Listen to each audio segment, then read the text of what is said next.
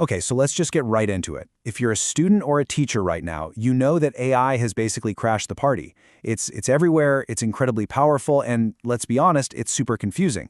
Today we're going to look at how one university is trying to cut through all that chaos with a really simple but powerful set of rules. And this really gets to the heart of the problem, doesn't it? Is this amazing AI technology a revolutionary tool for learning, or is it just the ultimate cheat code? That line is getting blurrier by the day, and everyone is scrambling to figure out exactly where to draw it. Because make no mistake, this isn't some what-if scenario for the future. This is happening right now. AI is in the classroom, students are using it, and they are desperately looking for some guidance on how to use it the right way. And we've actually got some data that shows what students are feeling. At Embry-Riddle Aeronautical University, a huge 90% of students say they get the risks of misusing AI. But look at that last number. More than half of them are basically begging for clearer rules from their teachers. They see the potential pitfalls, but they don't have a map to navigate around them. So you can see why this puts universities in such a tough spot. It's this incredibly delicate balancing act, right? How do you encourage people that use this amazing technology without completely undermining the whole point of academic integrity? And this slide just lays out that tension perfectly. In their official policy, the university talks about all the great stuff, enhancing learning, supporting research, but in the very same breath, they have to put up these huge warning signs about plagiarism, machine ghostwriting, and just plain wrong or biased information. It is a massive tug-of-war. When you boil it all down, it comes back to this one core idea. No matter how powerful the tool gets, ethics and integrity have to be the foundation. That's the bedrock. It's the one thing that is absolutely non-negotiable. But okay, integrity is a pretty big abstract word. How do you make that real for a student who's just trying to finish their homework on a Tuesday night? Well, Embry-Riddle came up with something kind of brilliant in its simplicity, the traffic light framework. And the idea is just so intuitive. We all know what a traffic light means, right? Red is stop, yellow is slow down, green is go.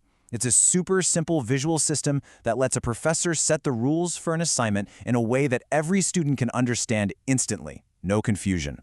So let's dive in and break down what each of these colors actually means when the rubber hits the road.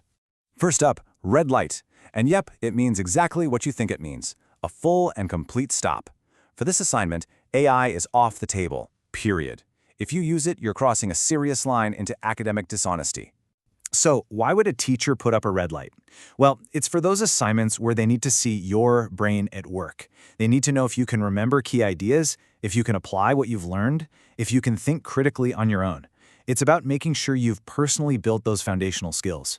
All right, next up, the yellow light. This is the proceed with caution zone. You can use AI here, but only as an assistant. Maybe it helps you brainstorm or check your grammar, but the final project has to come from you.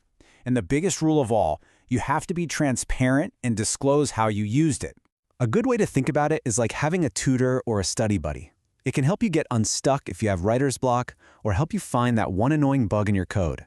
It's there to support you, not to do the heavy lifting for you. And finally, we have the green light. This is full speed ahead. AI tools are totally welcome.